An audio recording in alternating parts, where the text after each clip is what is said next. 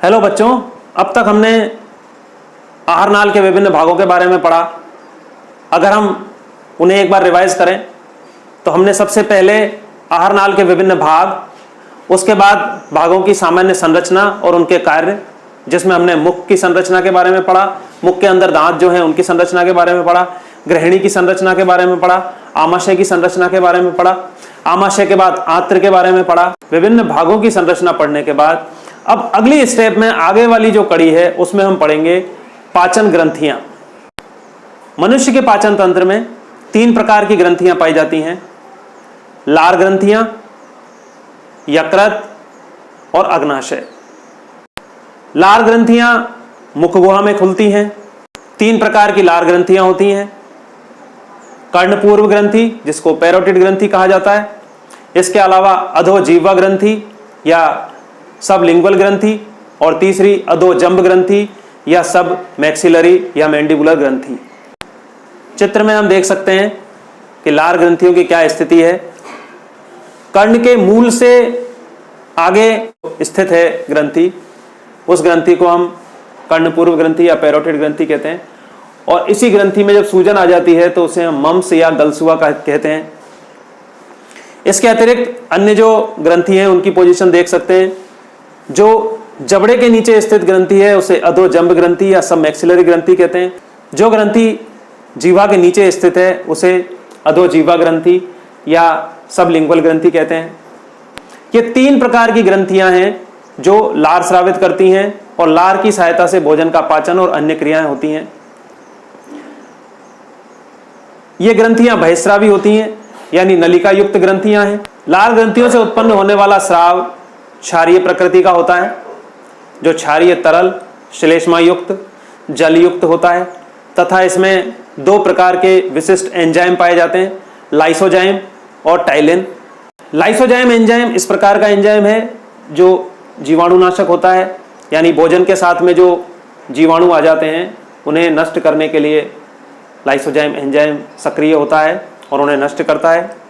दूसरा जो एंजाइम है टाइलिन एंजाइम, जिसे लार एमाइलेज भी कहा जाता है, ये एंजाइम भोजन का पाचन प्रारंभ करता है। भोजन का जो अवयव है स्टार्च, उस स्टार्च को माल्टोज में परिवर्तित करने का काम करता है। यानी हम ये कह सकते हैं कि भोजन के पाचन की शुरुआत मुख से ही हो जाती है।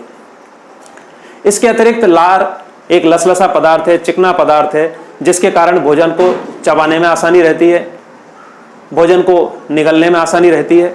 इसके अतिरिक्त लार बोलने में भी सहायक होती है, क्योंकि मुंह को हमेशा चिकना और गीला या नम बनाए रखती है, जिसके कारण हम आसानी से बोल भी सकते हैं। लार के बाद दूसरे नंबर की प्रमुख ग्रंथि है यकृत। यकृत मानव शरीर की सबसे बड़ी ग्रंथि है, जिसका वजन लगभग 1.25 से 1.5 किलो तक होता है। यह ग्रंथि डायफ्राम के ठीक नीचे स्थित होती है। यदि हम इसकी बाह्य संरचना देखते हैं तो बाह्य संरचना में यह 2 पालियों में दिखाई देती है, 2 पालियों में बटी हुई है, एक बड़ी दाईं पाली और छोटी बाईं पाली। जो बड़ी दाईं पाली है वो पुनः 2 पालियों में बटी हुई है, एक क्वाड्रेट पाली और दूसरी कॉर्डेट पाली। दाईं बड़ी पाली के ठीक नीचे हरे थैले के समान एक संरचना है, जिसे हम कहते हैं पित्ताशय या गाल ब्लैडर, जो यकृत से निर्मित होने वाले पित्त का संचय करता है। और पित्ताशय से निकलने वाली जो पित्त वाहिनी है वो यकृत वाहिनी से जुड़कर कॉमन बाइल डक्ट का निर्माण करती है, जिसे डक्टस कोलोडोकस भी कहते हैं। और ये डक्टस कोलोडोकस आगे जाकर ग्रहणी में खुलती है। ग्रहणी तथा डक्टस कोलोडोकस के मध्य जो अवरोधनी है या जो कपाट है उसे ओडाई की अवरोधनी कहते हैं। इस प्रकार यकृत की एक सामान्य बाह्य संरचना है। यकृत की हिस्टोलॉजी का यदि हम अध्ययन करें तो यकृत का निर्माण छोटे छोटे बहुभुजाकार पिंडकों से होता है, जो इसकी संरचनात्मक इकाई हैं। और प्रत्येक पाली में यकृत कोशिकाएं होती हैं जो पित्तरस का निर्माण करती हैं। ये यकृत कोशिकाएं एक सर्कुलर लड़ियों के क्रम में व्यवस्थित रहती हैं। प्रत्येक पाली के चारों ओर संयोजी ऊतक का आवरण पाया जाता है, जिसे ग्लीसेंस सैम्पुट कहा जाता है या ग्लीसेंस कैप्सूल कहा जाता है। इस प्रत्येक पाली में एक केंद्रीय शिरा होती है जो पिंड अथवा पाली का अक्ष बनाती है। इसे अंतः पिंडकीय शिरा कहा जाता है। ग्लीसेन संपुट के किनारों पर 3-3 नलिकाएं, यकृत वाहिनिका शिरा, यकृत धमनी तथा यकृत वाहिका का एक समूह होता है जिसे निवाहिका त्रिक या पोर्टल ट्राइड कहते हैं। ये तीनों संयोजी ऊतक के बने आवरण से ढके रहते हैं। प्रत्येक पाली में यकृत कोशिकाओं की एक जोड़ी के बीच में शिरा पात्र या सिनुसॉइड्स होते हैं। शिरा पात्र की दीवारों में पाई जाने वाली विशिष्ट कोशिकाओं को कुम्फर कोशिकाएं कहते हैं। ये कुम्फर कोशिकाएं विशेष प्रकार की कोशिकाएं हैं जो पुरानी रक्त कणिकाओं का विखंडन कर पित्त वर्णकों का निर्माण करती हैं। इस प्रकार इसकी सामान्य संरचना में हम देख सकते हैं कि सबसे प्रमुख कोशिकाएं कुम्फर कोशिकाएं हैं। ये कुम्फर कोशिकाएं जो मृत रक्त कोशिकाएं हैं या पुरानी रक्त कोशिकाएं हैं उनका विखंडन करती हैं जिससे बाइल पिगमेंट्स बनते हैं।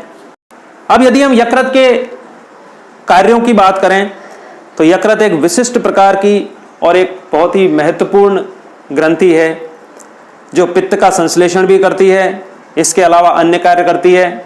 तो यकृत के प्रमुख कार्यों में पहला है पित्त का संश्लेषण। पित्त एक इस प्रकार का रस है जिसकी प्रकृति क्षारीय होती है। इसमें सोडियम कार्बोनेट, कोलेस्ट्रॉल, लेसिथिन तथा विभिन्न पित्त वर्णक कणिकाएं पाई जाती हैं। पित्त रस के जो प्रमुख कार्य हैं उसमें वसा का इमल्सिफिकेशन या पायसीकरण किया जाता है। पायसीकरण की क्रिया से वसा छोटे छोटे कणों में विभक्त हो जाता है जिससे उसका आसानी से पाचन किया जा सके। अतः यह वसा के पृष्ठ तनाव को भी कम करता है। आंत्र में जो अम्ल है उसे उदासीन करने का कार्य करता है क्योंकि आमाशय से जो भोजन आता है वो भोजन अम्लीय प्रकृति का होता है तो उसे क्षारीयता प्रदान करने का कार्य करता है। इसके अलावा भोजन को सड़ने से रोकता है। पित्त वर्णक, लवण आदि उत्सर्जी पदार्थों को यकृत से बाहर ले जाने का कार्य भी यह पित्त करता है। हानिकारक जीवाणुओं को नष्ट करता है और अग्नाशयी रस में जो लाइपेज एंजाइम होता है उसको सक्रियता या उसकी क्रियाशीलता बढ़ाने का काम करता है। इस प्रकार पित्त एक महत्वपूर्ण रस है।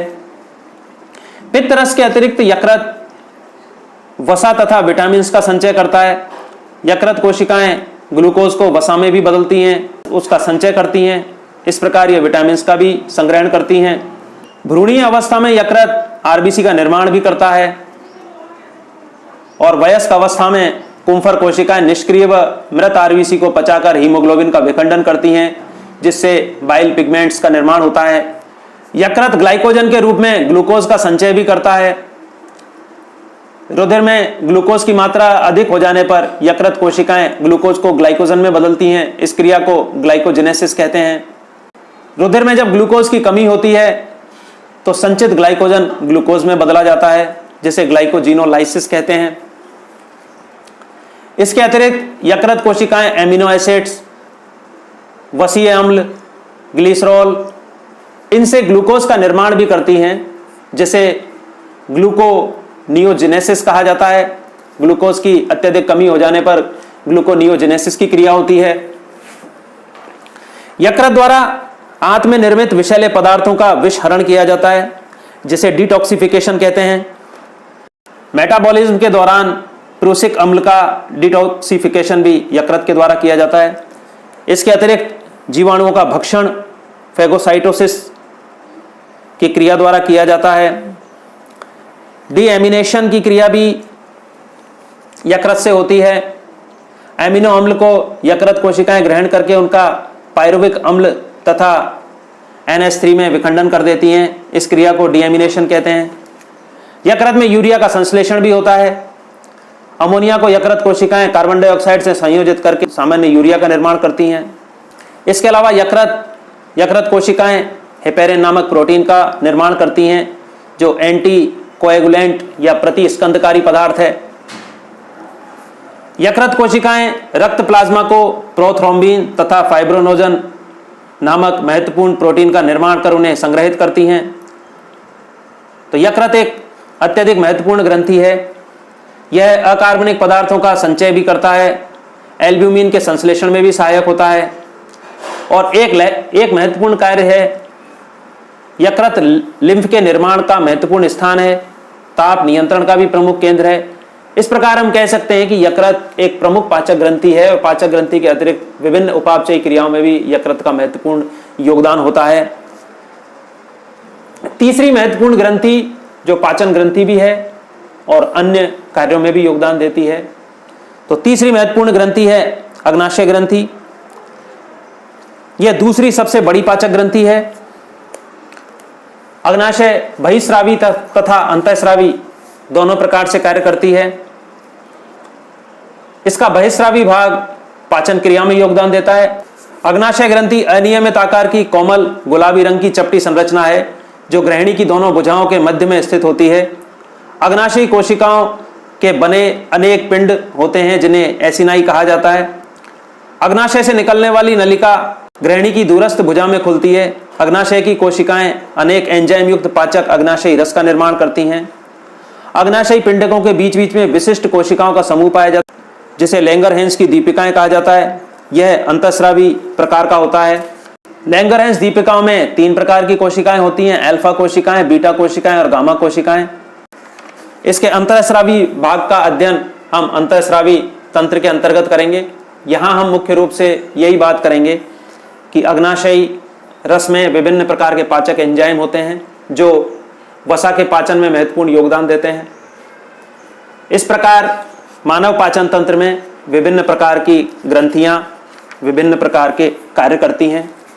तो बच्चों, इस वीडियो में हमने पढ़ा कि पाचन तंत्र में सहायक प्रमुख ग्रंथियां यानी पाचन ग्रंथियां कौन कौन सी हैं। तो 3 प्रकार की पाचन ग्रंथियां हैं, लार ग्रंथि, यकृत और अग्नाशय। नेक्स्ट वीडियो में हम पढ़ेंगे पाचन तंत्र की क्या क्रियाविधि है, किस प्रकार से भोजन पचता है, किस प्रकार से उसका अवशोषण होता है। तो देखते रहिए ये चैनल। धन्यवाद।